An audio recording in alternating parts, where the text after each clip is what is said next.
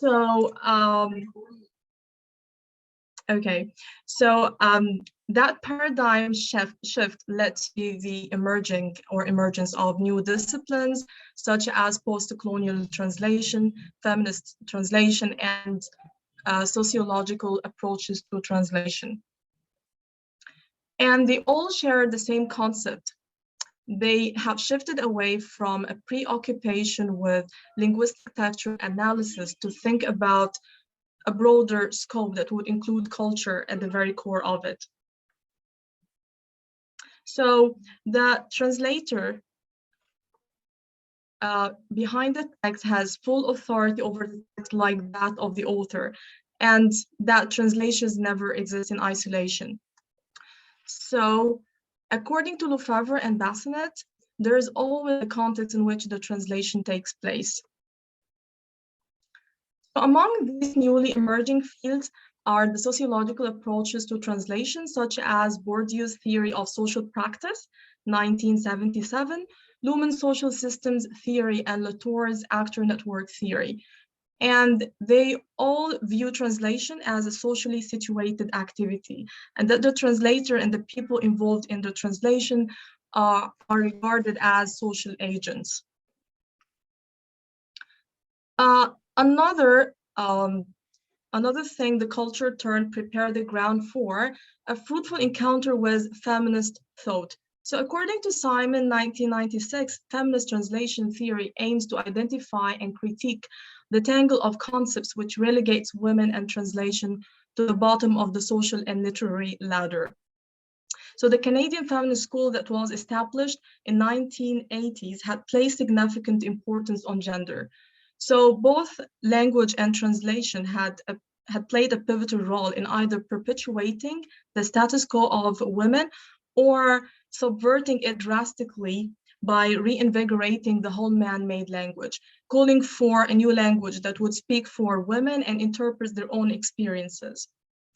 And as Castro pinpoints in 2009 in her article, Re-examining New Horizons, that translators, by virtue of their interference in the text, they reveal their own ideologies. And ideology, according to Castro, is a set of values and beliefs shared by a particular community and which shape the way each person and also each translator interprets and represents the word.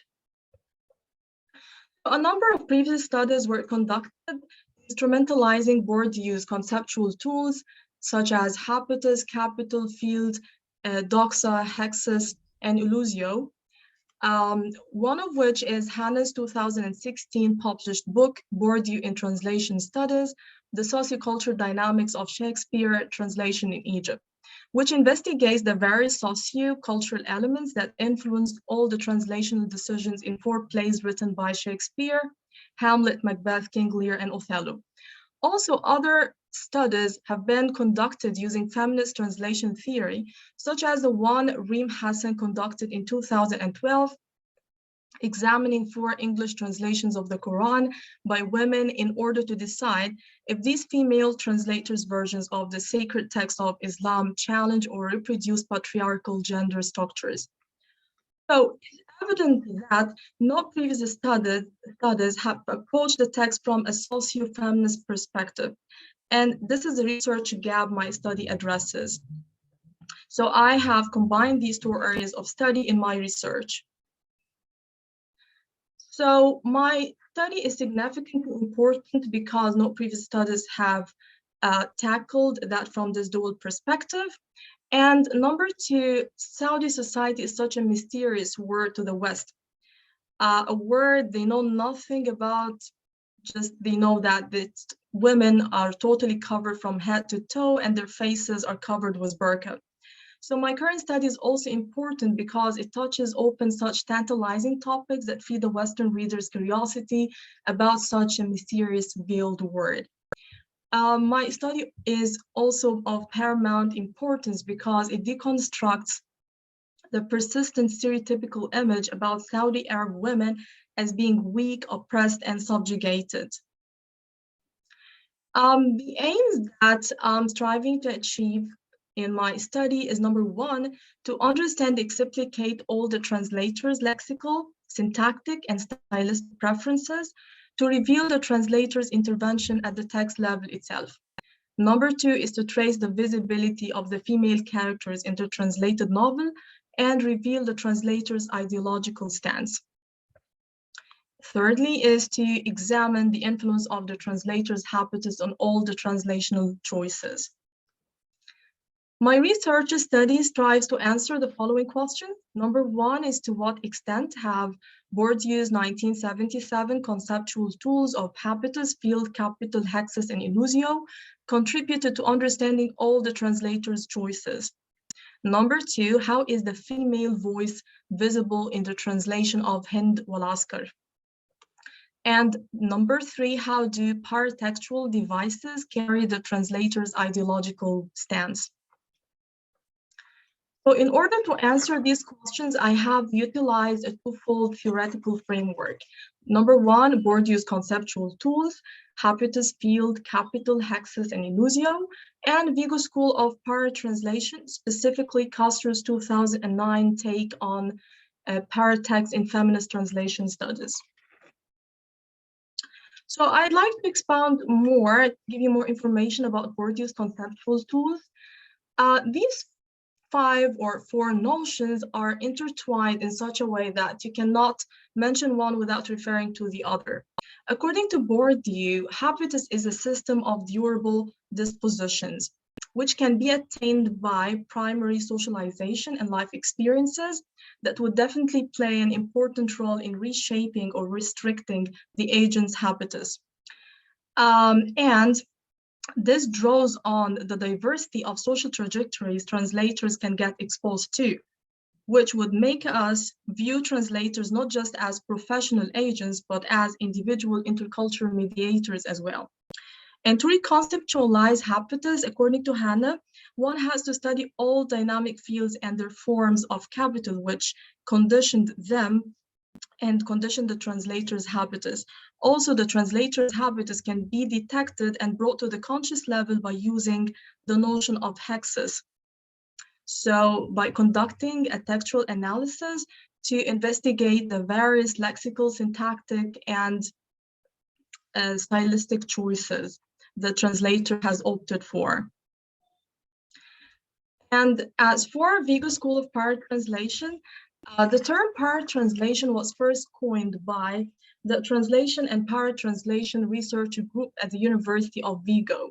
And the main thrust of the newly born concept, paratranslation, is to examine the influence of the ascetic, political, ideological, cultural, and social manipulations at play in all the paratextual productions situated in and out of the margins of any translation. So it's a new area of inquiry in translation studies that brings an innovative perspective from which we are able to reflect on translation and ideology. So all the metatextual elements that surround the text play an important role in conveying extra information to the reader and on how we perceive the translation in the target culture. Gerard Genette theorized the concept of paratext and defined it as those liminal devices and conventions, and divided them into 2 types, those that exist within the book, and he named it peritext, and those that occur outside the book, and it's named epitext. And both mediate the book to the reader, such as titles, subtitles, pseudonyms, forewords, dedications, prefaces, notes, epilogues, afterwards, etc. I have done a comparative analysis between the source text, Hind wal Askar, and its translated version. In my textual analysis, I started with doing first a paratextual analysis of the cover images. I have chosen 2 editions in Arabic. Number 1, Dar el-Saqi's 5th edition, and Dar el-Adab's edition, Beirut, 2006. And the translated book by University of Texas Press, edition 2017. After that, I have conducted an analysis of the title of the book, Hind and the Soldiers, and the translated book blurb. And definitely, I also investigated the different choices Daher, the translator, made, she has opted for an introduction, footnotes, and an interview with the author at the end of translated book. So all these metatextual devices were investigated in detail. Secondly, I investigated the habitus of both the writer and translator by situating the translation itself in its wider socio-political cultural context, which is Saudi Arabia, to investigate the effect of the translator's habitus on all the translational choices. That's why I drew on both the habitus of the author and translator in relation with the field, capital, and Bourdieu's other notions of hexis, illusio, and the ones that I've mentioned earlier. I also used the concept of hexis to conduct a textual analysis to investigate the lexical, syntactic, and stylistic translational choices. I just want to give you some background information about the novel and its author and translator. The novel is written by high-profile journalist and author Badriya El-Bish, and this is the first work for her to be translated in English. Upon its first release in 2006, it caused a backfire in the Arab world because it touches open, very tantalizing, highly sensitive topics such as politics, sex, and religion. That made it banned in some areas of the Arab world. The novel and its translation are broken down into 24 chapters. Hand is the protagonist, and the story is told from her own eyes, since she is the omniscient or all-knowing character. She internalizes the deep struggle today's Saudi Arab women face against all the coercive rules and forces that tend to suppress and marginalize women in her society. This novel is categorized as a bildungsroman, as it traces the growth of the main character from childhood to adulthood, and it demonstrates her responses to coercive circumstances and her desire to establish a niche for herself. The translation of this novel is done by Dr. Sana Al-Daher, who is the Dean of Science and Humanities at Haifa University at in Saudi Arabia. And Daher translated the work in 2017, and she has supplemented the book with an introduction, footnotes, and an interview at the end. And the book, the translated version of the book, was published by the University of Texas Press. I'd like to show you just an excerpt of the source text and its translation, just a phrase I have highlighted to show you how I utilize the notion of hexis.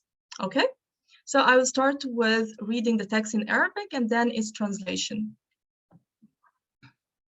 أتوق لحوار واسع حر عريض مع هؤلاء الناس المختلفين، أناس يتحدثون بعقولهم لا بعواطفهم المجروحة، كما تفعل حريم مملكة منصور ونساءه اللاتي شغلن بالعناية بالأطفال وبإعداد طاولات الأكل العامرة. I want to have a long and broad and free dialogue with people who communicate by using their minds, not just their wounded feelings, like the harem in the kingdom of Mansour, women busy with having children, cooking large and elaborate meals. So we have noticed here in the way Daher rendered the translation of this phrase, اللاتي شغلن بالعناية بالأطفال, women busy with having children, and it was preceded with an M dash. So that M dash in English is used to place a huge emphasis on the information that would come after and to bring the reader closer to an important piece of information that Daher has uttered sarcastically, ignoring the preconceived roles that have been created by her society to dictate that women, they have to perform specific roles like cooking meals, just wearing the best homeware, and setting tables. So here we have used the notion of hexis to expound on the lexical choices that the translator has opted for that would carry along with it the innate resistance and empathy she has with such poor women that she's part of. And her firm tone and carefully selected items had served her well. And that's the end of my presentation. Thank you so much. I hope you enjoyed it.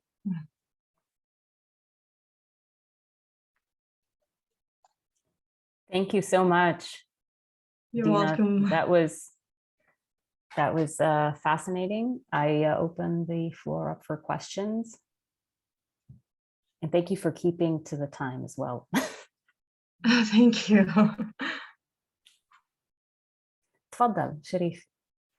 Yeah, I have a question for Dina, which is about you mentioned the habitus of the translator. I have a question for you.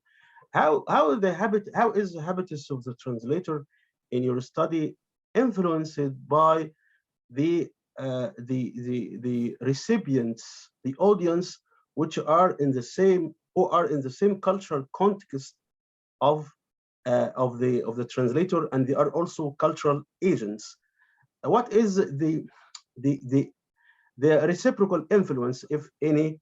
How can the translator's habitus be influenced by the target audience in the same cultural context? Yeah, but here my reception is the Western readership, okay? And both the translator and the author come from the same background, Saudi Arabia, and the translator here targets the Western reader. All right, and her background, her both primary and secondary social trajectories and professional trajectory both influenced the way that she opted for specific stylistic, lexical, and syntactic choices at the text level itself. And at the same time, she has garnished and adorned the text with extra textual material, or devices like the introduction, the footnotes, and the interview with the author at the end of the book. So she is, if I may ask, she is a native speaker of the English language, or no, she is not. Her mother tongue is Arabic. She comes from the same social background as the author. Both were born in Saudi Arabia. And this is the thing is, since she is a native Arab and she translated the book into English, that was considered a very challenging for her. But she mentioned in an interview done with her that since she knows the Arab context and she was born and raised there, so she was the best to translate that book into English. Oh, thank you, Dina, so much. You're welcome. I hope I answered your question. Sure. Yes, please, Esteban. Marhaba, Dina, and thank you very much for your presentation. Marhaba.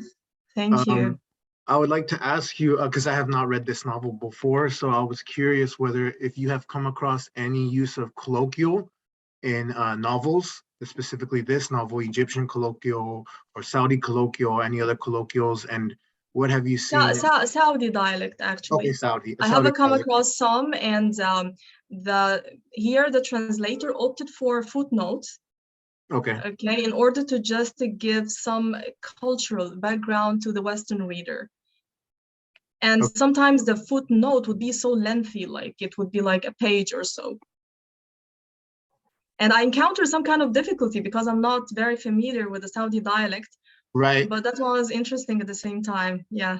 Yeah. How do you think that the challenges of what challenges that presents for you, and you kind of like as a translator to an extent as well, right? Of having to read the original source and, read in Saudi dialect or use it Saudi dialect, and you, I believe, I don't want to assume, are you originally from Egypt?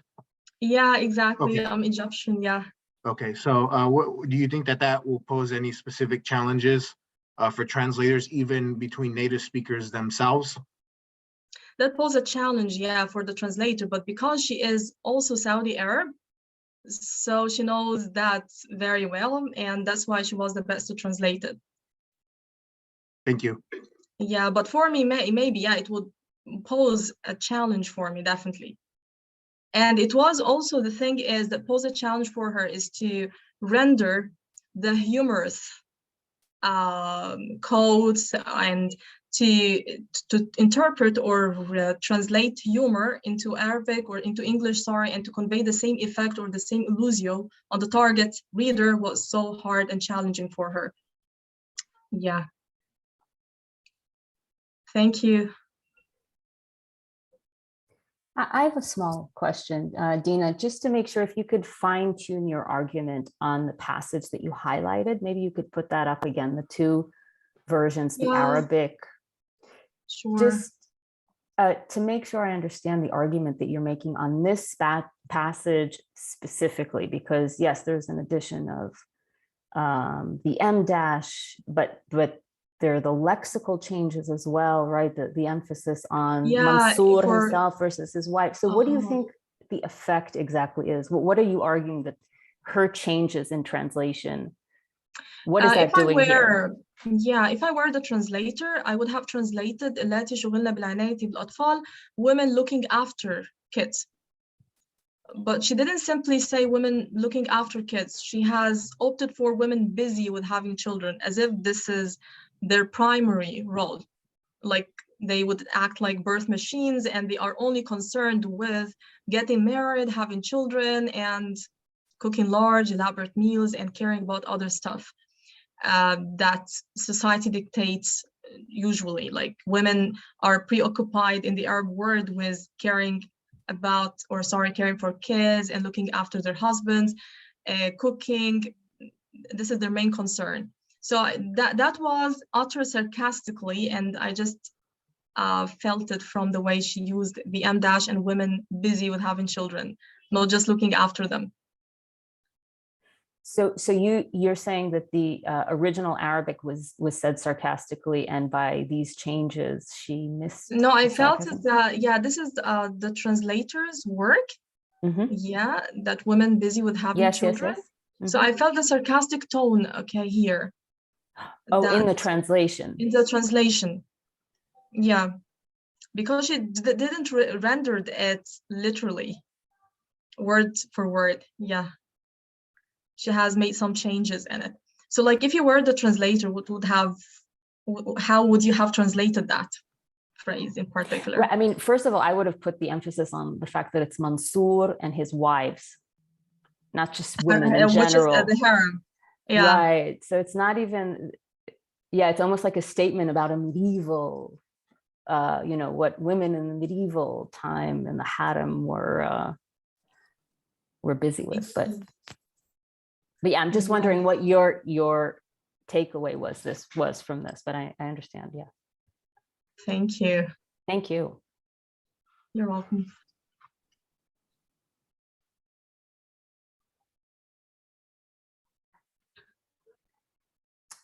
Okay, thank you very much. If there are no other questions, we will move on to our next speaker, Sharif Okasha from University of Birmingham. Sharif is a recent graduate of the School of Modern Languages of the University of Birmingham. He obtained his master's in translation studies from Birmingham in December of last year, and is in the process of registering for his PhD in practice-based translation studies at the same university. His research interests include translation studies, lexicography for machine translation, and cognitive approaches to translation. He has published research on these topics in peer-reviewed magazines, and the title of his paper today is Morphosemantic and Lexicogrammatical Differences Between Irregular Plurals and Regular Plurals in Arabic, with reference to some specific occurrences in the Quran. And I know, Sharif, you were thinking of speaking in Arabic, but I just wanted to get a show of hands maybe to be sure how many can understand. No, it's not for me. It is for another colleague who wants to speak in Arabic, but I will present in English. Oh, okay. For my third, so we can raise this vote for him when he's the next presenter. Okay. Oh, right. Yeah. Tfaddal, Sharif, go ahead. Thank you so much. I will just have to share the screen. Give me a second, please. Yeah. Can you see now the screen, my screen? Yes, we can. Okay, so I've changed the title a little bit, and I will tell you why this changed while I go. You can all see me now, so see my screen now, right? Okay, so It's about morphosyntactic and morphosemantic differences between sound and the broken plurals in classical Arabic with reference to some specific occurrences in the Quran. Of course, most of you know what I mean by sound and the broken plurals in Arabic, and I translated actually very literally, and I will say why, because it's deliberate, because it is actually sound when the stem is used with added morphological morphemes. It is sound intact, and when we have some infixes, it is actually broken. I'm saying this to Arabic-speaking colleagues because they understand what I'm saying. So my research question is, to what extent can the morphosyntactic features of old and modern classical Arabic help explain semantic differences between sound and plural, and the broken plural forms in modern Arabic texts and in the Quran? Let's now move to the definitions. Sound plurals, which we call in Arabic al-jam' al-salim, are plural forms of singular nouns wherein the singular form does not change by adding the plural inflectional morphemes.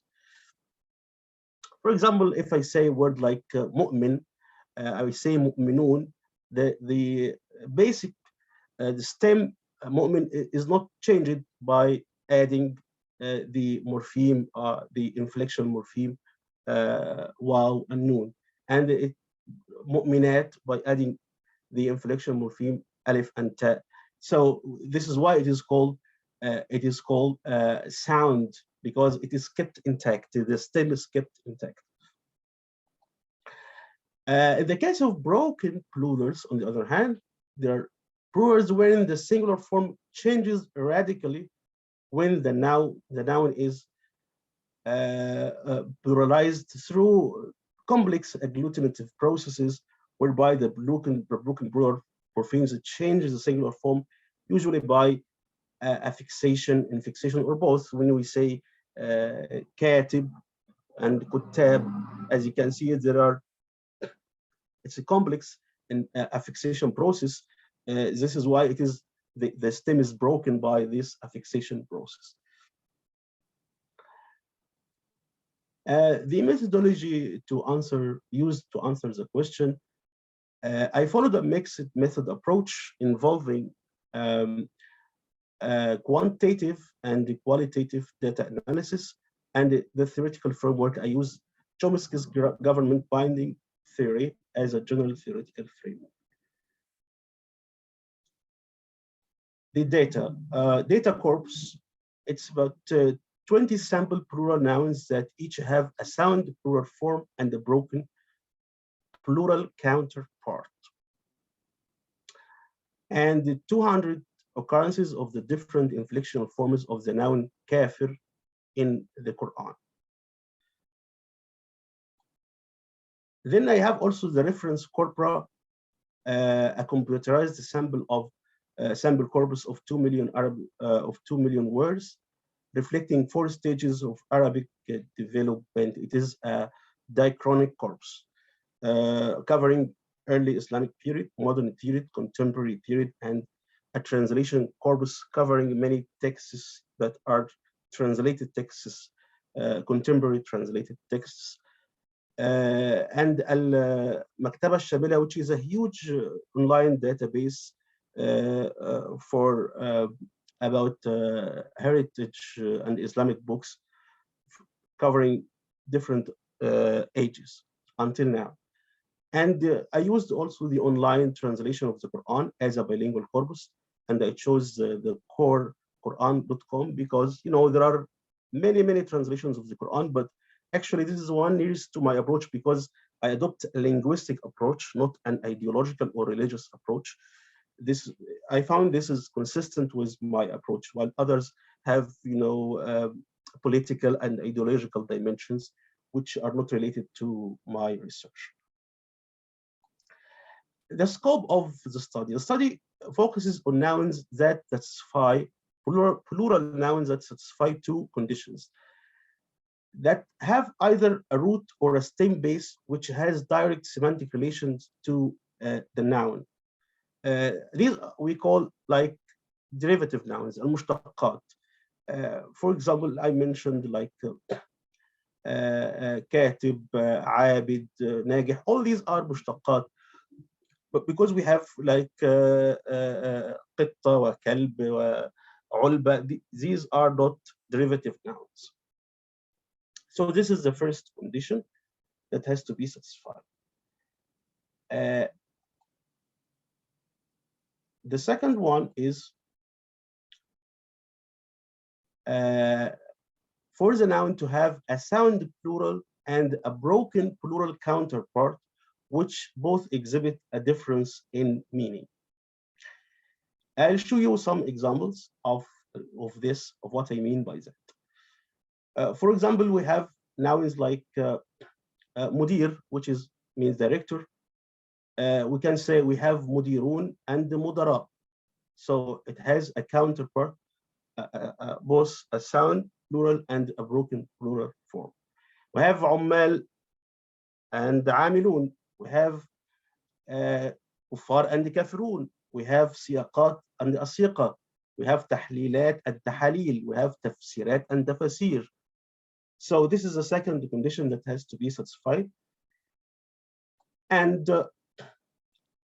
this is a sectioning of the study: morphosemantic and morphosyntactic differences between sound plurals and broken plurals, lexical categories and syntactic categories.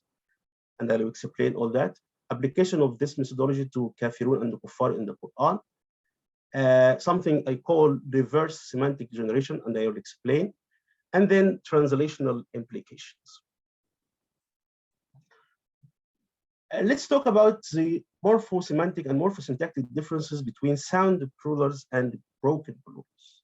Sound plurals, جمع المذكر, جمع السالم with المذكر, it's more regular, though not necessarily more frequent. We have to differentiate between regularity and frequency. For example, we have like تقرير, تقريرات, and تقارير. تقريرات is not frequent, although it is regular, because it adheres to the rule, morphological rule of adding a morpheme to the stem, but it's not as frequent as taqarir. Broken plurals are less regular, but they are more frequent in Great Moroccan region and in all the classical Arabic, and I will have to explain this. You will find, for example, in southern countries, in Arabic countries, we say tahlilat about, for example, when we mean abstract things, tahlilat al-akhbar. But you'll find that in Moroccan, the Great Moroccan regions, will say tahalil al-akhbar, which is not common in Egypt, for example. They say, for example, ummal al-ighasa.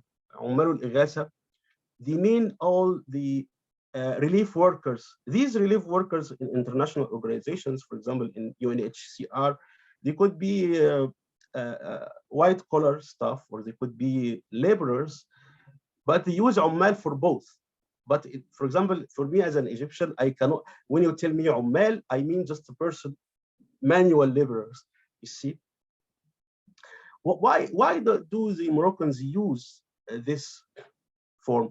Because this form was actually the regular, the standard form, اللغة الصيغة الفصيحة in ancient heritage. If you they make some data mining inside the heritage books, you will find that Asyuti and Al-Hariri use ta'alil wa tafasir. They never use something like ta'lilat wa tafsirat. You see why this happens? Because the Moroccans managed to keep the heritage intact. They received it from Andalus, and because the French occupation, was focusing on culture, they have some revivalist sentiment against it, so they had to keep this plural. That's my own speculation, actually, about it. But I reached it after thinking up this phenomenon a long time ago, because I noticed it in working in translation with Moroccans. And the second thing is the sound plurals are root-based, while the broken are stem-based, and I'll explain this. Root-based means directly deriving from verbs, while the broken plurals are the plural of the stem. The sound plurals are generally polysemous, while the broken are generally monosemous. They have single meaning. Like when we, for example, we have we say in Arabic, jahil, it can has two forms, jahilun wa juhala, wa jahala. But jahilun is more generic, more polysemous. It could mean a foolish person, or it could mean an ignorant person. Jahilun, like in Arabic poetry, فلا يجهلن أحد علينا فنجهل فوق جهل الجاهلين. Here, al-jahilin does not mean ignorance; it means rashness. You see, but juhala means just epistemic ignorance or something. You see here, this is why I say that it's more generic. And as I said, مديرون مدير الشركة ومدير الحفل ومدير اللقاء. But مدراء الشركة فقط.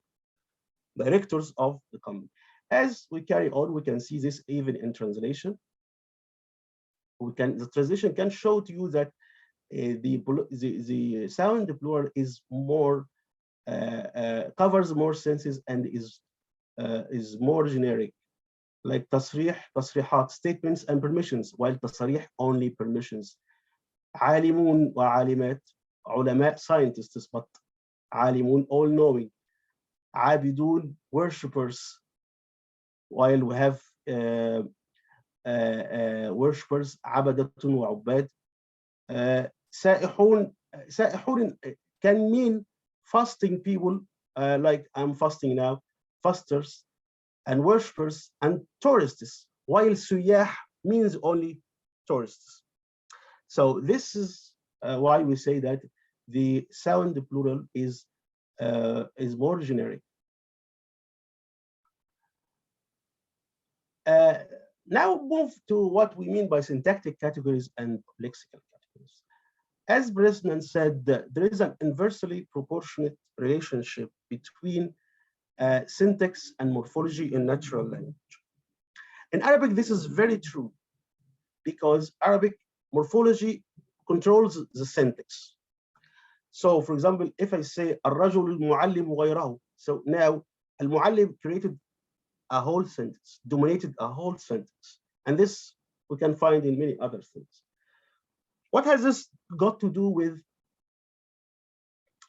nouns, with sound plurals, and the broken plurals? Sound plurals represent syntactic categories like that behave syntactically, that could behave as adjectives, participles, or even as verbs, while their formal counterparts, lexical categories, are full-fledged nouns.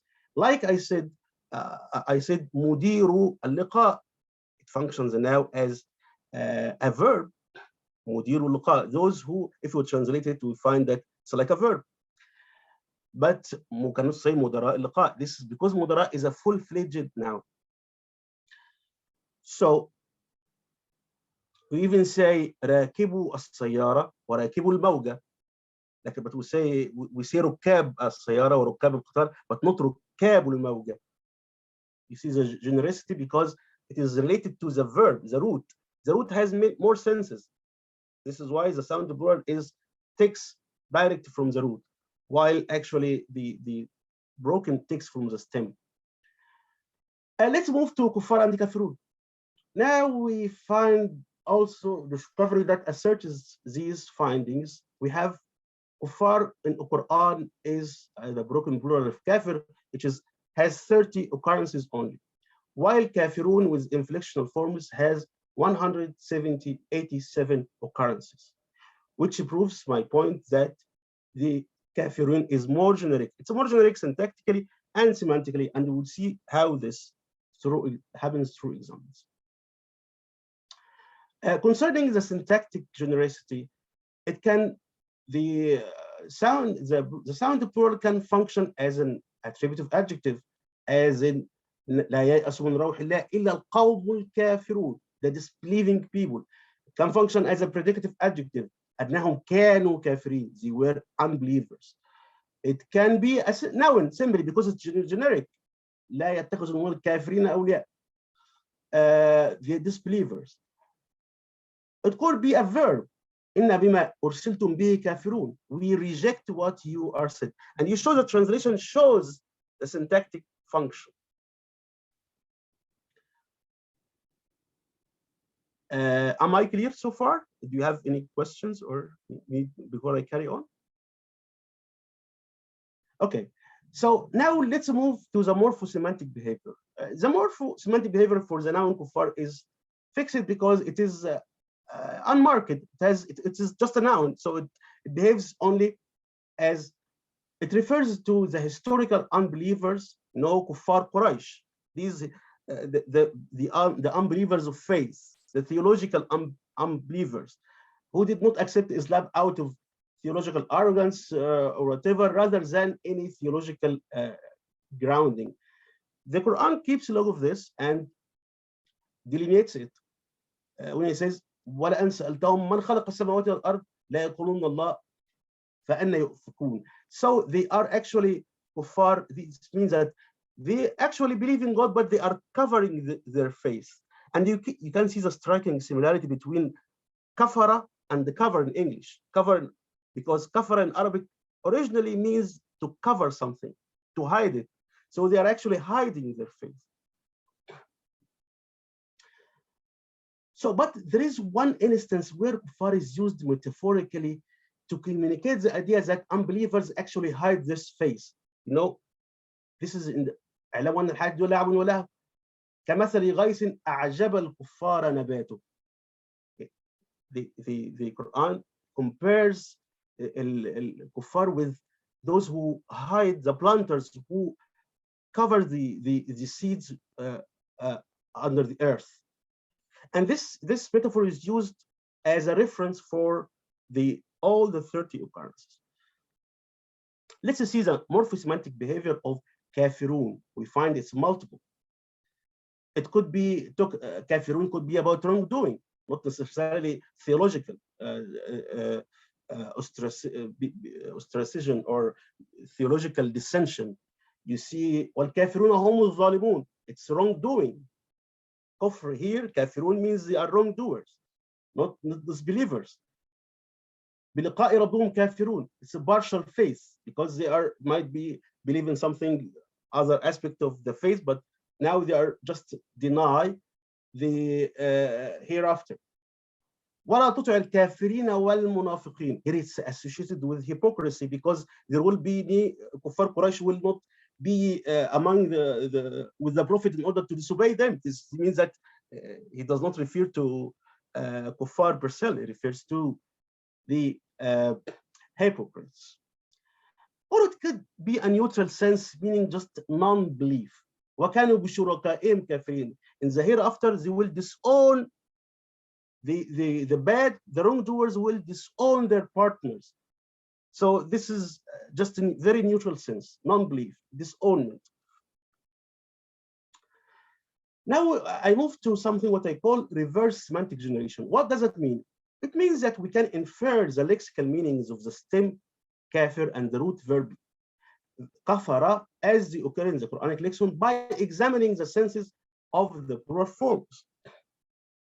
For example, if we take kafir as representing a syntactic category, we'll find that in Surah Al-Baqarah, وَلَا تَكُونُوا أَوَّلَ كَافِرٍ بِهِ. Here it means denial, not unfaith, not non-faith.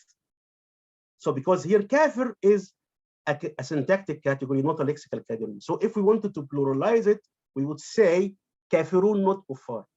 You see, the reverse generation. But now, وَمَنْ يَرْتَدِدْ مِنْكُمْ عَنْ دِينِهِ, if anyone renounces his faith, turns back from his faith, and dies as an unbeliever, now it is kuffar. If we pluralize it, it will be kuffar. You see, this is the reverse generation. With regard to the root kafara, we can also find that it has to do more with the stem with the syntactic category. And it also can have to do with the lexical category. For example, we find the non-theological meaning in ومن يشكر فإنما يشكر لنفسه ومن كفر فإن الله غني حميد. Whoever is appreciative for the benefit of his own soul. Now, there is nothing about theological disownment or theological rejection of faith. It is just lack of appreciation. But now we have كمثل الشيطان إذ قال الإنسان اكفر فلما كفر. Like Satan when he says to the human being, disbelieve. Now, kafara is related to the theological meaning. But it's astounding, it's interesting to know that the non-theological meaning is much more frequent in the Quran of kafara, I'm talking now about the verb, than the theological meaning, which means that there is a link between the syntactic categories, which are root-based. The syntactic categories are kafir and kafirun. You see, this means that there is a link, there is a morphological and syntactic link between the verb and these syntactic categories, and not it supersedes the lexical category. What are the implications about this for translations? When we translate certain English nouns into Arabic, the choice, as I have shown in case of عمال الإغاثة, if we translate it عمال الإغاثة, I will just cover only the manual laborers who carry the dead people and the injured. But aid workers, relief workers in English does not mean only that. It could mean an undersecretary general. You see, so we have to say العاملون في مجال الإغاثة. So you see, because it is more generic. Although Moroccans would prefer al-ummal because for them it covers both, you see. But if we can use al-amilun, it will be understood by all Arabic-speaking world. With regard to the transition of the Quranic kufr and kuffar and kafirun, it's easy to observe, based on the examples, that the syntactic categorical forms and the non-theological occurrences of the verb map to indirect communicative equivalence at the semantic level and paraphrases at the level of structure, as we have seen that ومن يشكر فإنما يشكر ومن كفر. Here it is about appreciation. This is a communicative equivalent, not a direct equivalent. So the translator put it correctly when he said it is lack of appreciation. It's not about belief. He didn't translate it literally. While the lexical categories, which are monosemous, are always, most of the time, translated literally as a disbeliever or unbeliever. But I wanted to differentiate between the disbeliever, unbeliever, and non-believer. So we can argue that non-believers can be used for the neutral sense of kafirun, as meaning non-faith, denial in general, even if it is the denial of the lack of faith itself, because it's a neutral. Unbeliever can be used for kuffar to reflect a state of theological departure from faith. It's the opposite. Disbelievers, this is the derogatory sense of kafirun. As we have seen, it covers multiple ethical defects. It could be lack of appreciation of God's bounty. It could be كبر الشيطان أبى واستكبر وكان من الكافرين. It could be hypocrisy. So can be used for non-theological, rather ethical occurrences of kafirun. And I think that's the end of it. I hope I couldn't make you a headache. I couldn't make you a headache with my speculations. Thank you very much, Sharif, Okay. for the interesting presentation. Yes, please, questions, comments from the audience. Okay. Are they written or? And you can feel free to just unmute yourself and ask the question Oh, if you am wish. I? Can you hear me? Yeah, you can hear me, right? Yes, okay. Oh, tfaddal. Yeah, Esteban, you can just unmute yourself and speak, yeah. Shukran jazilan, Sharif, عفواً. for this presentation. It's definitely given me a lot to think about in terms of dialects and also Fusha. So you know, all this this meaning. So my question for you is, this was a great analysis on the use of broken plurals. What other kind of words have you kind of reviewed in your research, and would you be able to speak more on them as well, where you see similar appearances? Yes, as I mentioned, I just give a sample of a 20 noun sample. We can review it again. I think it is revealing about the idea, the differentiation I want to make. Like, for example, when you see things like ترجمة وتراجم, we use usually ترجمات وتراجم. ترجمات is more generic because you know, this is an exception, by the way, because تراجم, this is a counter evidence for my work, because تراجم actually is more generic than ترجمات, because تراجم could be the biographies, it could be translations, you see, or it is equally as generic as ترجمات, although ترجمات is less likely because I conducted corpus research. So this is a counter evidence. And also like things like تفسيرات and تفاسير. سياقات وأسيقة is very interesting because سياقات can mean the سياقات اللغوية والسياقات الاجتماعية, while أسيقة is used only for linguistics, for linguistic contexts. And I always say that this is for people in the southern part of the Arab speaking world, while Moroccans actually use أسيقة for both. They don't differentiate. Usually, they don't differentiate between, they don't have this distinction. And they prefer the broken plural. So they would say أسيقة اجتماعية وأسيقة لغوية. But we don't say, as the corpus reveals, we don't usually say أسيقة اجتماعية. We say سياقات اجتماعية وسياقات لغوية, and only السياقة اللغوية. تحاليل is a very paradigm case. تحاليل, we don't say تحاليل البيانات, ولكن تحليلات البيانات, تحليلات صحفية, ولكن التحاليل تحاليل معملية, تحاليل يعني عينات تحاليل طبية مثلا, تحاليل طبية, ولكن يجوز أن تقول تحليلات طبية وتحليلات علمية فتحليلات is more generic. يعني as you can see, there are many other examples, even from the heritage. You can find like بارون, وبارا بوالدتي, جمعها بارون بتاع معنى المعاملة الجيدة. أما أبرار وبرر معناها الصالحون. It's a different meaning. تجد برضو ماشي, ماشون, يعني which is a syntactic category, it's a verb يعني. بس المشاة معناها حاجة تانية بقى, المشاة pedestrians or infantry, والترجمة طبعا بتوضح الكلام. تصريحات is more generic than تصاريح permissions, لكن تصريحات could be statements and permissions. وحتى Moroccans agree with us on this on تصريحات.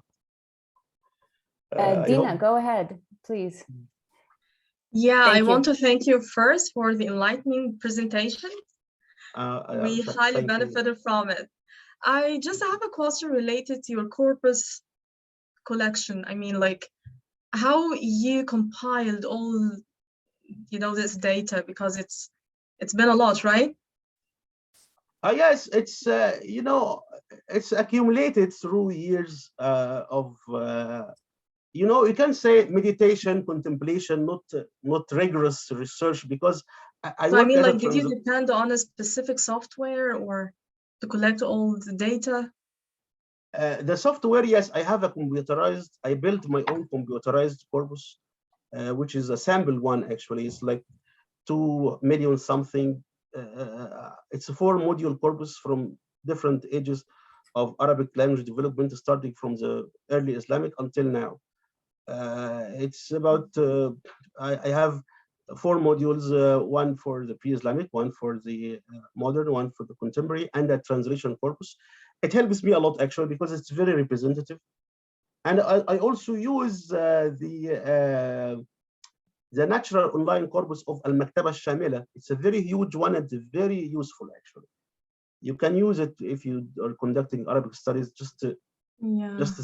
click Al-Maktaba Shamila. Because you looked at the word kuffar in different surahs, Yeah, right? yeah, and the Verses kuffar, yeah. yes, and the kuffar is the Quran as a corpus in itself, and they have it on Word, so it's easy to search. Yeah, great. Yeah, thank you so much.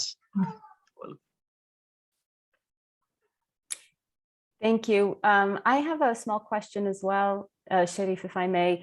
Just in sure. terms of your approach, I was wondering why, I mean, what is your research question really on? Is it on modern use of the broken plural versus sound plural? And if so, why really bring in the Quran? Or if your approach is really, your research question is more focused on the classical Arabic, why not look at Jahili poetry, you know, or early Islamic poetry and bring in that context? So shouldn't these two things be kept separate? And if not, why? Yes, you are right. I have to narrow down my research because this is the right scientific approach. But I will tell you why. What is the focus? The focus actually was in the Quran itself. But in order to approach the Quran, I have to do some epistemic grounding on other nouns in order to be able to prove that the phenomenon exists in the Arabic language in general, not just related to a Quranic use. Because some scholars consider the Quranic language as a specific language. But I wanted to put it in the context of the Arabic language in general. So I had to start by conducting research of all the nouns, the nouns. But my focus actually is in the Quran. I'm very happy to hear. Thank you. Any other questions before we move on to our last speaker? Okay, our last speaker is Midhat Saba from the Arabic Language Academy in Cairo. He's a researcher there. He recently completed his PhD in Arabic computational linguistics, and his research interests include Arabic computational linguistics, grammar, and syntax. The title of his talk is Arabic English Machine Translation as a Means to Bridge the Cultural Gap Between the Arab World and the Western World. And now I will pose the question, actually, if you don't mind, Sharif, to stop your share screen, okay. Yes. Sorry. And I will pose the question. I think Midhat, you wanted to present in Arabic, so I just want to make sure that our speakers, our audience can are okay with that.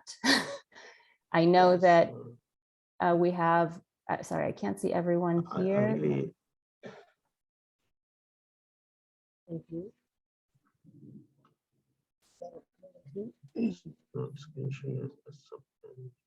Okay. It's not clear to me if this is a majority or not. I see, I think about half. Okay. Yes, so apologies, Libby and... No worries at all. Y'all go ahead. Okay. Well, تفضل مدحت.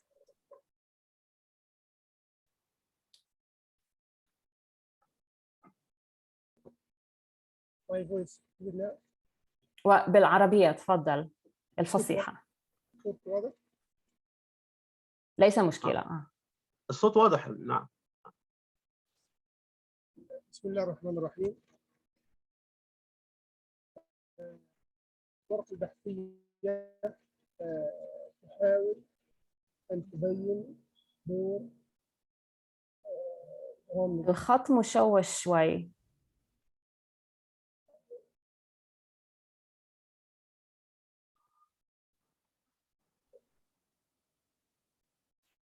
يمكن تحاول بدون فيديو.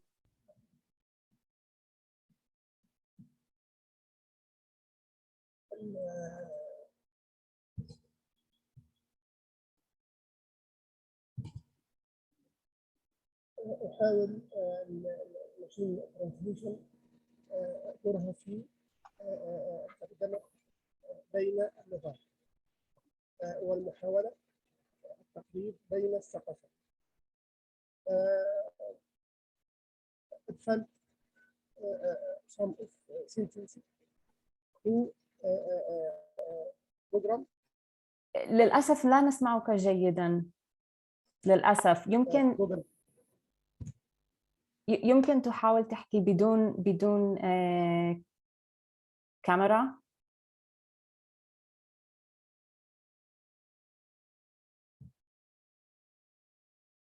And if there are other ideas on And I'm how... sorry to interrupt, and Yes. I can't see the presentation as well. Or maybe Dr. Midhat can put a headset on. Maybe the voice will be clearer.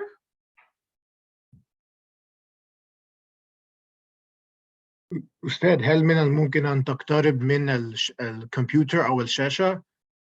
ممكن الصوت أوضح. And you're muted. كيف نقول هذا بالعربي؟ Muted.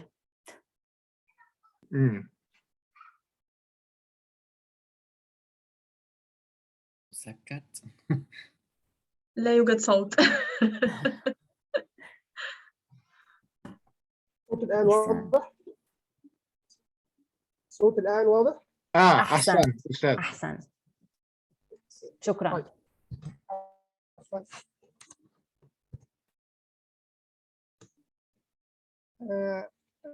أدخلت بعض الجمل to programs machine translation Google Translate and Microsoft Bing Translate. الجملة الأولى يحب الرجل عمله. Google Translate the man loves his work. Microsoft a man loves his job. واضح difference between two translate. Google Translate said work. Microsoft Translate said job. الجملة الثانية another sentence الرجل يحب عمله. It start by الرجل. The man Google Translate the man loves his work. A man loves his job. No, don't found any difference between يحب الرجل عمله الرجل يحب عمله in English. Start by a man. In Arabic يحب الرجل. Number 2 الرجل يحب. In Arabic to system in sentences. طريقان للتعبير باللغة. يحب الرجل عمله هذه جملة تبدأ بفعل. الرجل يحب عمله هذه جملة تبدأ باسم. But in English one system a man. إذا عند الترجمة من العربية إلى الإنجليزية أو العكس سيحدث نوع من الاختزال للمعنى. لماذا؟ لأن الجملة في العربية إما فعلية تبدأ بفعل وإما اسمية تبدأ باسم، أما في الإنجليزية تبدأ باسم فقط. إذا عندي نوع من الاختزال للمعنى، هذا يجب أن يراعى في فهم المعنى عند الترجمة. The number 2 object الاسم. الجملة المدخلة said that المدرسة ثوبها قصير. جوجل the school dress is short. Microsoft school hair dress school hair dress is short. The meaning don't clear. School hair dress is short. The school dress is short. المدرسة لا شك هذا هو الاقتراح الأول، المدرسة وليس المدرسة. but he shows that المدرسة. جوجل مايكروسوفت shows that المدرسة the school but correct الصواب المدرسة not school.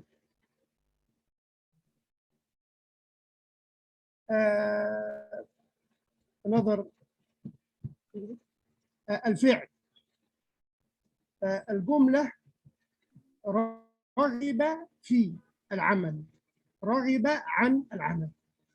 sentence number 1 means that loves أحد. رغب عن means that he كره. but Google Translate said deserved to work. Microsoft he wanted to work. Sentence number 1. Number 2 Google Translate said deserve to work. But Microsoft wanted to work. No, don't any difference between two sentences. لا فرق بين الجملتين في الإنجليزية. wanted to رغب فيه، wanted to رغب عنه. في العربية رغب عن بمعنى كره، لم يرد. رغب فيه بمعنى أحب.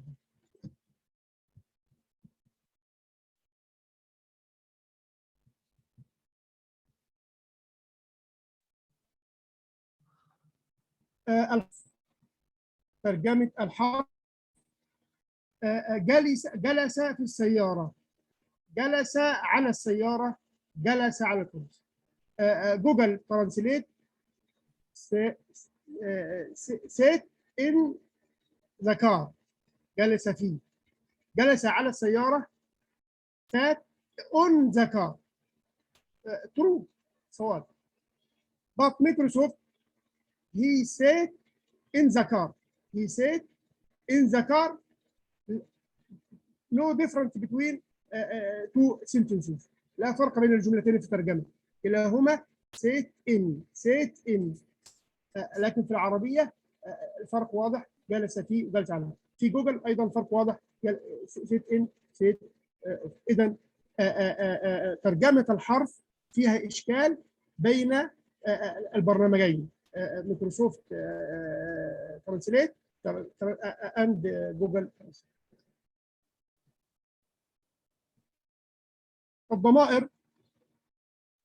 الضمائر الجملة فعل كل ما أراد. جوجل ترانسليت he did whatever he wanted. مايكروسوفت he did everything he wanted. فعل كل ما أراد. he did whatever he wanted. فعل كل ما أراد. فعل كل ما أراده the same translate. He did whatever he wanted.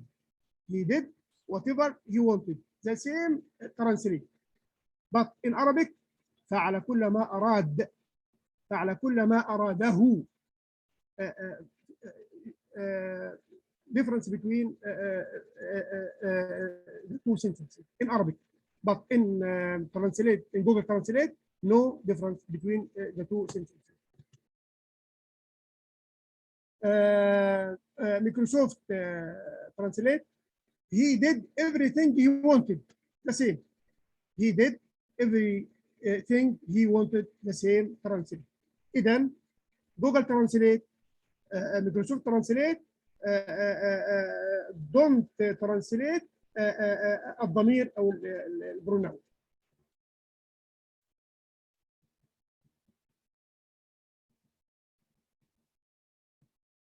في اللغة ألفاظ مترادفة the same mean كان عبر عنه by to vocabulary بكلمتين. البيت واسع، البيت فسيح. جوجل ترانسليت the house is wide. مايكروسوفت the house is مختلفة. البيت فسيح جوجل ترانسليت the house is بسهولة. إذا جوجل ترانسليت and Microsoft Translate don't لم يتفقا في الترجمة. جوجل وايد سيد وايد مايكروسوفت بين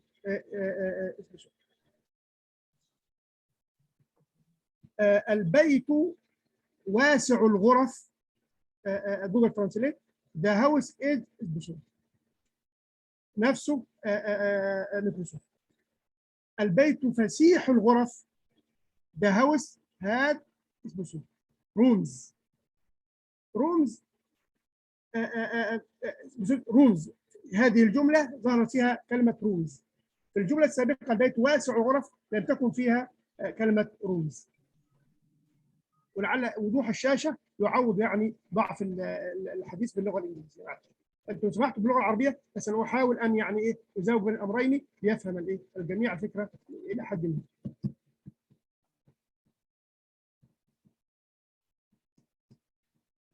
البيت فسيح الغرف وواسع الفناء. جوجل the house is spacious and have a large bedroom. مايكروسوفت the house is spacious and spacious. لم يفهم واسع الفناء وإنما كرر كلمة فسيح مرة أخرى. spacious.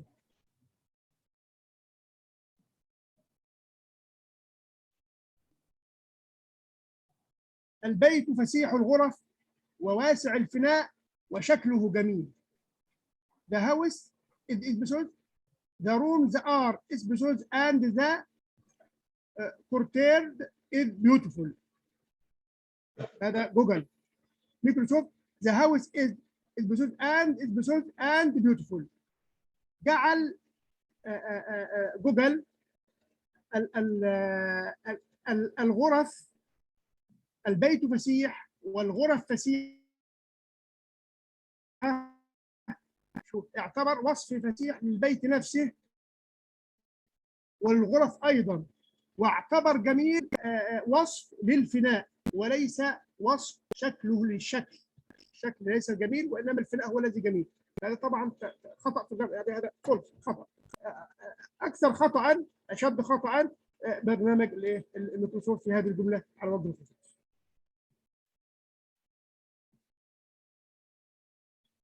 البريفكس اند السفكس فيها مشكله ايضا عند الترجمه. الجمله المدخله هذه حاله اللاوعي.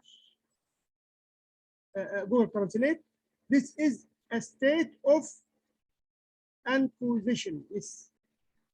this is كذا.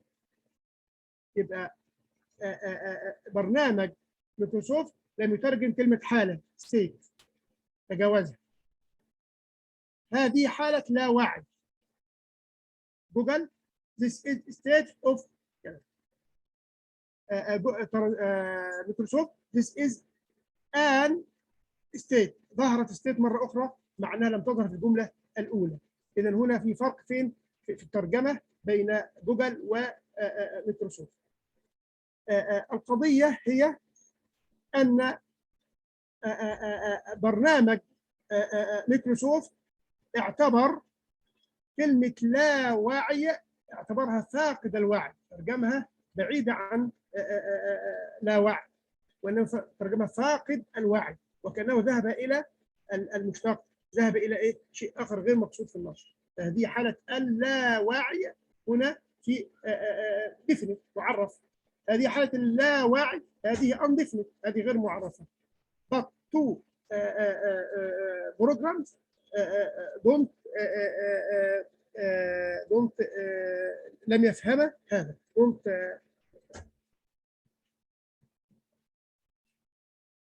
التعبيرات الاصطلاحية idioms. الترجمة الخاصة بها ستأتي فاطمة على جناح السرعة. جوجل ترانسليت فاطمة will come quickly. مايكروسوفت فاطمة will come quickly. true program true. صواب. لماذا؟ why؟ الإيديومز التعبيرات الاصطلاحية إذا أدخلت إلى البرنامج if he income to program of translate he can use it as one word، كلمة واحدة، يستعملها ككلمة واحدة. so don't false، لا يخطئ، وإنما يأخذها كأنها ترجمة بكلمة واحدة. فأخذ على جناح السرعة كويكلي، ومن ثم وبالتالي لم يخطئ في الترجمة لا هو ولا برنامج مايكروسوفت ترانسليت. أيضا ذرفت عينه دموع التماسيح. جوجل ترانسليت his eye shed cocktail tears. مايكروسوفت his eye shed cocktail tears. cocktail tears.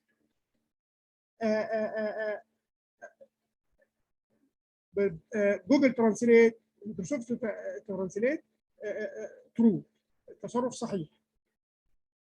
لماذا؟ لأنه فاهم دموع التماسيح تعبير اصطلاحي add one vocabulary.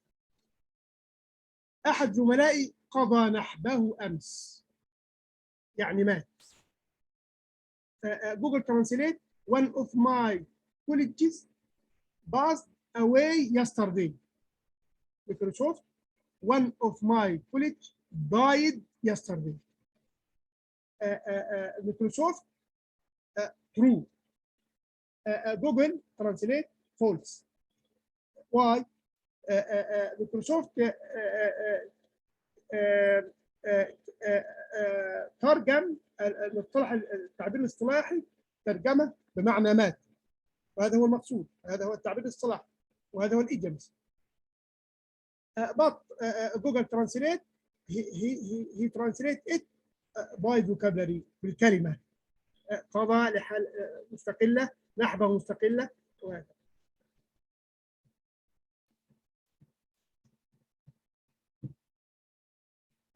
المعنى الحقيقي والمعنى المجازي. يأكل الرجل طعاما.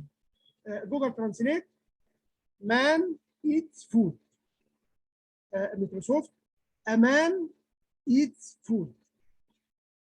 difference يعني يسير بسيط بين البرنامجين في الترجمة. man نكرة، أمان كذا بسيط. لكن إذا دخلنا إلى جملة أخرى زي يأكل الرجل حقوق الناس. أمان زمان جوجل زمان eats people's rights. مايكروسوفت أمان eats people's rights.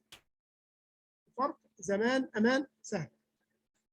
but he كل واحد من البرنامجين in one of two programs translate حقوق الناس، يأكل حقوق الناس ترجمة حقيقية true حقيقي، but morphology ليس مجازي. زمان eats حقوق الناس. طيب الجملة الأوضح يأكل الرجل أموال الناس. جوجل زمان eats people's money. مايكروسوفت أمان eats people's money. واضح أنه يعني ترجم المعنى الحقيقي ولم يترجم المعنى المجازي. فقال eats people's money. مايكروسوفت ايضا جوجل eats people's money. هذا ليس المقصود. المقصود انه يعني ايه شيء اخر، انه يعني يظلم، يجور، وليس ياكل بالمعنى الايه الحقيقي. اذا في اشكاليه في ترجمه المعاني المجازيه من اللغه العربيه الى اللغه الانجليزيه. علامات الترقيم بكتويشن. علامات الترقيم جوجل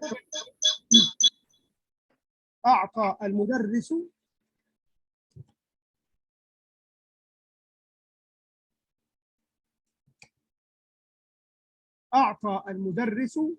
هدية للطالب.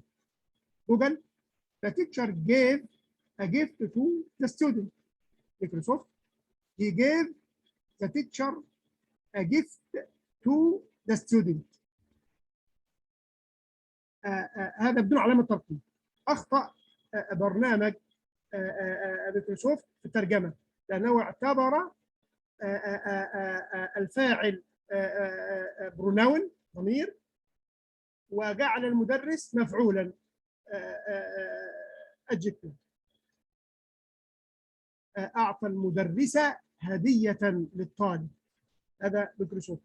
بس جوجل أعطى المدرس هدية للطالب، فاعتبر المدرس subject وليس إيه.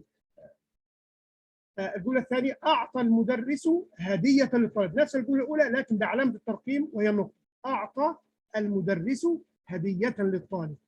هذه النقطة علامة الترقيم صوبت التصرف الترجمة، بمعنى جوجل قال the teacher gave a gift to the student. الترجمة الصحيحة. مايكروسوفت the teacher gave a gift to the student. الآن عدل مايكروسوفت الترجمة لأنه استفاد من علامة الترقيم. إذا علامة الترقيم لها فائدة، فلو حرص عليها البرنامج في التغذية وفي الإدخال هذا يفيده في الترجمة ويجعل بعض الجمل تخرج بطريقة صواب، والسبب هو وجود علامة الترقيم. أعطى المدرس الطالب هدية. أعطى المدرس الطالب هدية، نفس الجملة لكن بعلامة ترقيم. جوجل the teacher gave the student a gift. مايكروسوفت the teacher gave the student a gift. ترجمة صحيحة نفس ترجمة جوجل. لماذا؟ علامة الترقيم. the teacher gave the student a gift. the teacher gave the student a gift. نفس لكن الفكره فين؟ في علامه الترقيم انها يعني جعلت البرنامج يترجم الترجمه الصحيحه بمساعده علامه الترقيم. لما حذفت الاداء علامه الترقيم اخطا البرنامج في الترجمه. مثال اخر وهو اخر مثال ان شاء الله. من فهم النصوص الادبيه؟ ممكن تقرا من فهم النصوص الادبيه. جوجل قال understanding literary text. مايكروسوفت from understanding literary text. مايكروسوفت اوعى وافهم الجمله من جوجل في هذه الجمله بالذات. لماذا؟ جوجل قال understanding literary text not translate من. مايكروسوفت translate من. مايكروسوفت from understanding من فهم. من فهم هذا جائز وصحيح. لما دخل علامة الترقيم من فهم النصوص الأدبية وعلامة الاستفهام كلا البرنامجين any one of two programs translate ترجمة صحيحة. جوجل who understands literary text. من فهم النصوص الأدبية. مايكروسوفت who understands literary text. من فهم النصوص الأدبية. نفس الترجمة لأنها هي الصواب. الذي صوب الترجمة علامة الترقيم. النتيجة التي خرج بها البحث الماشين ترانسليشن كان success تستطيع النجاح in translate vocabularies المفردات.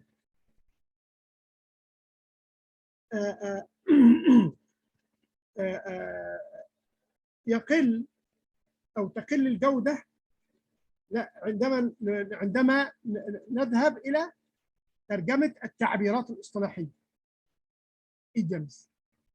تقل أكثر عند ترجمة الجمل القصيرة التي لا تحتوي على ضمائر. يليها الجمل الطويلة التي تحتوي على ضمائر.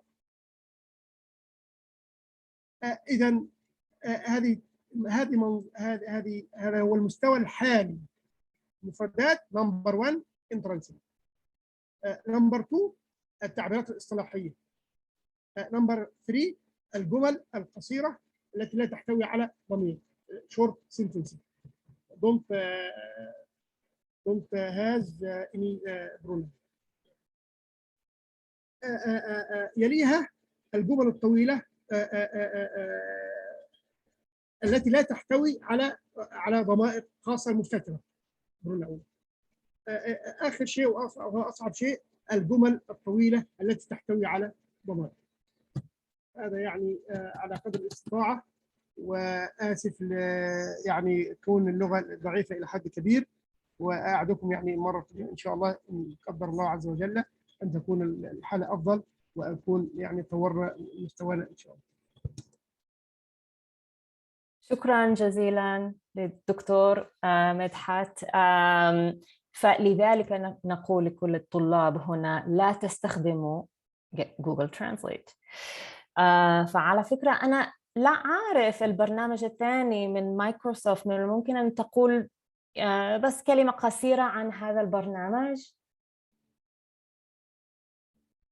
مايكروسوفت بينج ترانسليت أو ترانسليتور هذا تابع إلى شركة مايكروسوفت. أحيانا يكون باي دفع بعض المبالغ لتصل الحالة الممتازة. الحالة الممتازة مسموح بترجمة مجانية don't buy any money بس لكن the level is good. شكرا. فهل هناك أسئلة من الجمهور؟ تفضل شريف. أنت muted. شكرا مدحت على البحث القيم. الحقيقه انا عايز يعني اقول ان مدحت كان اشتغلت معاه زمان قوي في شركه صخر للبرمجيات في مصر، حوسبه اللغه العربيه، بس هو متخصص في اللغه العربيه يعني في فك اللبس الدلالي والتركيبي، هو ده تخصصه الاساسي في اللغه العربيه، وانا كنت شغال على الانجليزي. هو كان في قسم العربي وانا في قسم الانجليزي، وهو الحقيقه عنده خبره كبيره جدا في مجال فك اللبس في برامج الترجمه الآلية وبرامج اللغه العربيه بوجه عام حاسوبيا يعني. الحقيقه هو انا عايز اعلق ان بينج مايكروسوفت بينج هو اعتقد ان هو شغال بالنموذج الاحصائي، وجوجل شغال بالنموذج العصبي، وفي فرق بينهم يعني. عشان كده هتلاقي جوجل ترانزليت ادق بكتير. النموذج الاحصائي بيشتغل على يعني انت ذكرت الجمل الطويله، وده نقطه مهمه جدا. النموذج الاحصائي بيشتغل على الجمل القصيره، يعني هو اسمه الان جرام موديل، يعني 4 ان يعني بترمز للكلمات، يعني معناها number of words يعني ان جرام. فهو بيشتغل على سترينج 4 كلمات ماكسيمم، يعني بيتحرك فيهم، يعمل فيهم تباديل وتوفيق. لكن لما الجمله تطول بقى هتلاقي في الضايع خالص في الجمل الطويله، لانه ما يقدرش يتعدى الكولوكيشنز اللي هي بتاعه السترينج بتاع ال4 كلمات. لكن النموذج العصبي اللي هو بتاع جوجل ترانزليت بيشتغل على الجمل الطويله احسن، لان هو عنده داتا بيج داتا كبيره جدا، بيقدر يعمل عليها statistical operations اكتر. ولكن في نقطه ان هتلاقي يعني، وانا لاحظت ده في الكلام اللي انت قلته، ان مايكروسوفت بينج متفوق الى حد ما في الحاجات اللي هي الكولوكيشنز، في المتلازمات اللفظيه. ليه؟ لان هو يعني تخصصه، يعني تخصصه هو بيشتغل على الاربع كلمات. لكن لما هتلاقي اللي هو الثاني جوجل متفوق جدا في الجمل الطويله، ولكن هتلاقيه في الايديومز وفي الكولوكيشنز ضعيف، لان هو بيروح للاطول. لكن في القصير هتلاقي مايكروسوفت بينج بيتفوق عليه. انا اللي انا عايز يعني اقوله، انت كنت شغال في النموذج اللي هو القديم، اللي هو انا كنت شغال فيه برضو، اللي هو الرول بيست، اللي هو قبل بقى النموذج الاحصائي والنموذج العصبي، اللي هو بيعتمد على معالجه اللغه الطبيعيه الحقيقيه. يعني النماذج دي، النموذج النيورال والنموذج الاستاتستيكال، كلها هي لانجوج اندبندنت يعني وفي ناس يمكن بتخلط بين الامور وتقول لك لا احنا عايزين اصل في اللغه العربيه جوجل مش اداؤه سيء عشان اللغه العربيه معقده. لا، الموضوع مش كده، لان هو اصلا ما مش شايف اللغه، هو لانجوج اندبندنت. يعني في كل الاحوال هو بيعتمد على الاحصائيات، مش بيعتمد على اللغه نفسها. لكن اللي كان النموذج اللي هو كان موجود، بس هو عشان الشغل فيه مكلف جدا، ان احنا اشتغلنا فيه قبل كده مع الدكتور نبيل علي زمان قوي في صخر، كان في الحقيقه هو النموذج اللي كان المفروض يعني يستمر. لكن هو طبعا نظرا لان تكلفته عاليه جدا ومفيش تمويل كافي ليه، لان هو ده النموذج الوحيد اللي قادر على معالجه اللغه ومعالجه المشكلات اللي انت اتكلمت عنها، زي مشكله المجاز ومشكله الايديوم، لان هو بيعتمد على انك بتزوده بكميه هائله جدا من الداتا، معتمد على البارسنج، على الاعراب الالي. والاعراب الالي ده مش موجود خالص في النموذج الاحصائيه والنماذج الاحصائيه والنماذج العصبيه، لانها بتعتمد اعتماد كلي على الاحصائيات وعلى التبادل والتوافيق، هيدن ماركوف موديلز والكلام ده. فهل في رايك تعتقد ممكن ان يحدث اعاده انتعاش للنموذج الرول بيست، او ان هو يعني يتطور، يحصل فيه تطوير عشان نعالج المشكلات اللي هي زي بتاعت الايديوم وبتاعت المجاز التي لا يستطيع ان يعالجها النظم الاحصائيه والعصبيه؟ ده سؤال يعني بطرحه. أنا قلت في البحث في نهايته نعم. هذا الطريق مكلف للغايه، نعم. لانه يحتاج الى جهد ضخم والى داتابيز ضخمه للغايه، وهذه كلها تقوم على وقت ومال. وأن بهما هذه الصعوبة. يعني لكن ممكن تطوير كان ديفلوبمنت نموذج الإحصائي عن طريق بعض الملحوظات، بمعنى يعني كان هذه الجملة، كان هذا بروجرام ستيب باي فور فوكابلري، نزود هذا في التطوير، نزود 6 كلمات 8 كلمات 10 كلمات، ويرتقي مع الوقت. نظرا ان التكلفه تكاد لا تقارن بين برنامج هذه الفكره. اما بالنسبه لي برنامج جوجل، فهو كما حضرتك تفضلت تماما، ما شاء الله عليك، في التعبيرات الاصطلاحيه والجمل التي فيها لا تجد عكس in the another side مايكروسوفت. نعم. هذا هو. نعم.